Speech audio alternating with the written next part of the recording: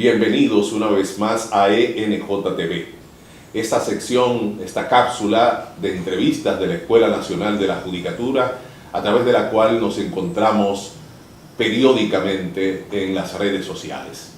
Y en esta ocasión tenemos con nosotros a una persona sumamente interesante, a quien conocimos hace unos 12 años ya en Costa Rica, y hoy tenemos la suerte, la dicha de tenerla aquí en la Escuela Nacional de la Judicatura Dominicana.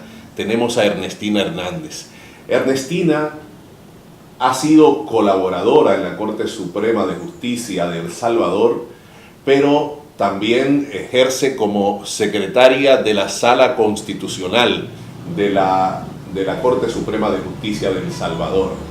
Y tenemos la suerte entonces de conversar con ella, que es también una experta entonces en Derecho Constitucional, que tiene el conocimiento y la preparación académica de muchos años, pero también tiene la experiencia práctica de vivir dentro de una sala constitucional.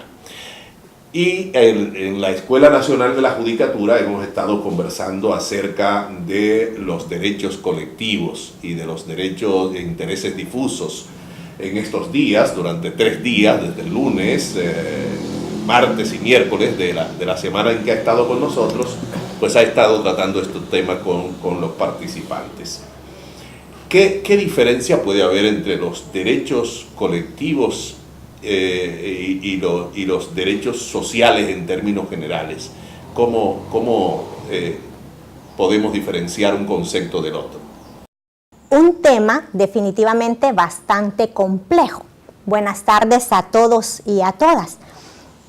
Aclarar, ¿verdad?, que en la cuestión de experto, pues me halaga ese adjetivo, pero no es que seamos expertos, sino que los años en el trabajo hacen que al final uno tenga uno que otro conocimiento. Pero cuando hablamos de derechos colectivos, de derechos difusos, y tratarlos de definir, voy a contestar como la mayoría de autores contestan, o mejor dicho, escriben al momento de referirse a derechos colectivos y difusos. Es un tema complejo, definitivamente, en donde no hay uniformidad en la actualidad. Hay teorías, hay acepciones, cada quien le da determinados elementos que caracterizan, pero uniformidad no hay. Pero si a mí me preguntan cuál es el punto fundamental de los derechos colectivos, cuál es el punto fundamental de los derechos difusos, tenemos que partir de un hecho evidente. La perspectiva de los derechos humanos, la perspectiva de reivindicaciones sociales evolucionan. Y evolucionan históricamente de acuerdo a problemáticas sociales, a problemáticas económicas. Eso lo vemos en los derechos de primera generación, lo vemos en los derechos de segunda generación y lo vemos en relación con este surgimiento y contenido de los derechos colectivos. Estamos pasando por procesos industriales, por procesos informáticos, por procesos de investigación que generan, si bien progresos, también generan ciertas dificultades para la misma sociedad.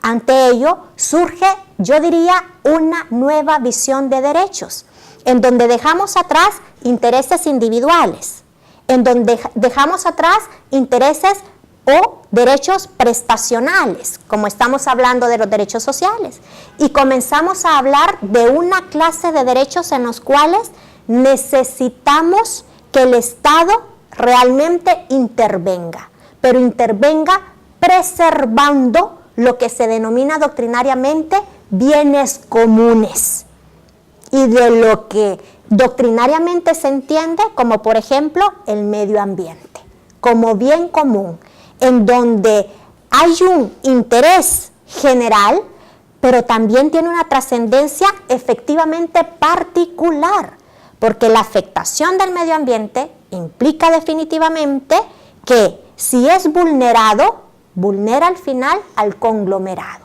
Entonces, cuando hablamos de derechos colectivos, cuando hablamos de intereses difusos, más allá de la determinación de grupos o de indeterminación de personas, lo que sí estamos viendo con estos nuevos derechos es que necesitamos cuidar los bienes comunes que per se por derecho le pertenecen a la humanidad misma.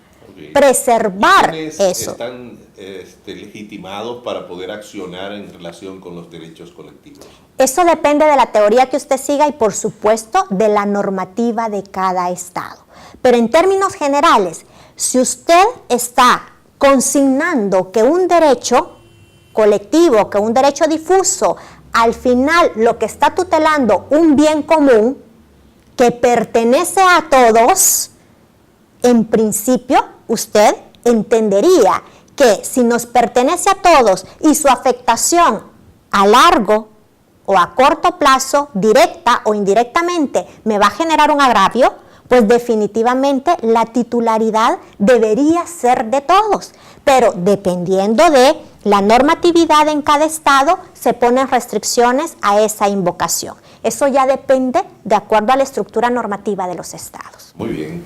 Y sería interesante compartir con las personas que nos ven, nos escuchan, cuáles son las vías de justiciabilidad de los derechos colectivos, pensando en la diferencia que tendrían con los derechos sociales en términos amplios y con los derechos de libertad.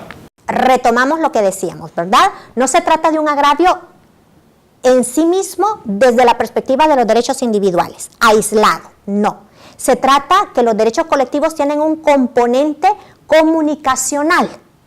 La titularidad es común de esos bienes colectivos.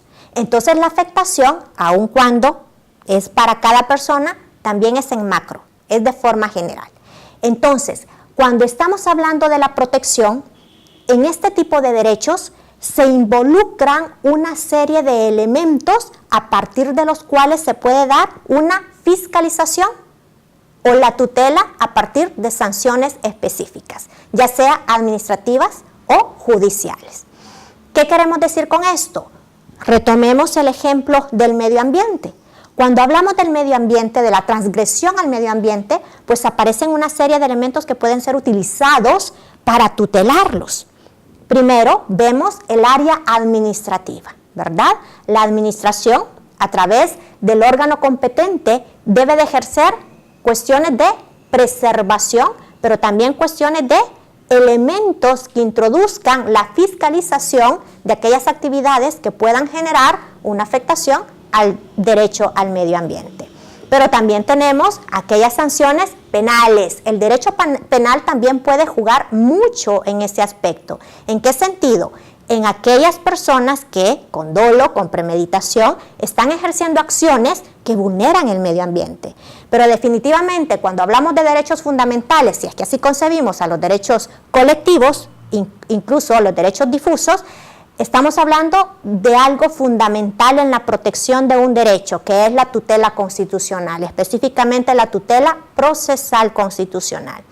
¿Qué estamos hablando? Si es un derecho fundamental, debe estar protegida por el máximo tribunal en los estados de protección de derechos fundamentales. ¿Y esto qué tiene que ver? Una sala o un tribunal constitucional. Okay. Hablar del tema de los derechos y desde el punto de vista analítico del concepto y de todo eso probablemente es fácil porque hablamos de algo que de algún modo se torna universal, ¿verdad? Los derechos serían lo mismo allí que aquí, ¿no? En tanto derechos fundamentales. Pero lo que puede hacerlo distinto es la manera en que diversos sistemas organizan los mecanismos de protección. Y teniéndote aquí en República Dominicana, donde tenemos y todavía casi estamos estrenando la jurisdicción especializada constitucional, que se inserta en la Constitución del año 2010, aunque teníamos una experiencia previa, sí hay que pensar cuál es la instancia donde se tutela en El Salvador este tipo de derechos. ¿Lo hacen los tribunales comunes o es una competencia exclusiva de la Sala Constitucional?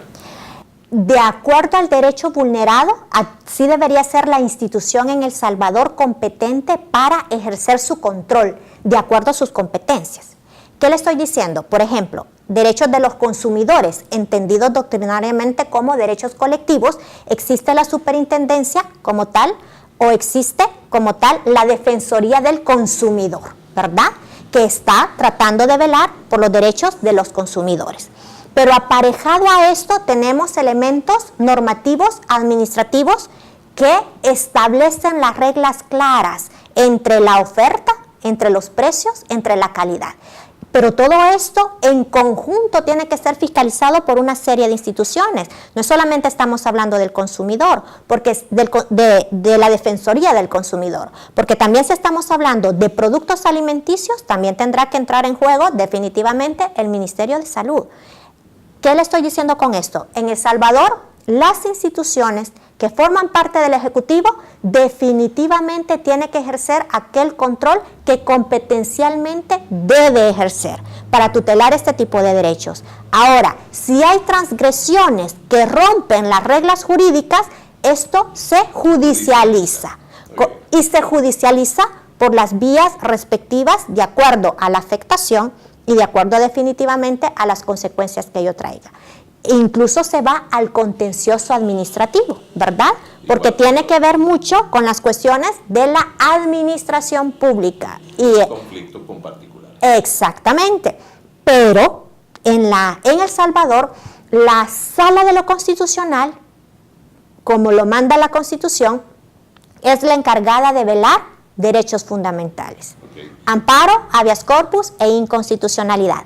Consecuentemente, un derecho colectivo, un derecho difuso, aun cuando, y esto resulta de relevancia en El Salvador, aun cuando en el texto constitucional no observemos taxativamente este tipo de derechos, la Sala de lo Constitucional reinterpreta y dice si es posible determinar que implícitamente se encuentran esos derechos fundamentales y entonces los tutela. Okay. Directamente. Finalmente, entonces, la Sala Constitucional ejerce el monopolio de todas las cuestiones constitucionales allí o comparte la función de justicia constitucional con la justicia ordinaria de alguna manera. Hay un sistema difuso de control en la Sala de lo Constitucional. Cuando hablamos de inconstitucionalidad, ¿verdad? El control concentrado que tiene la sala a través de la inconstitucionalidad, pero también tenemos el control de inaplicabilidad que le ejercen los jueces, ¿verdad? Pero eso es en materia de normativa.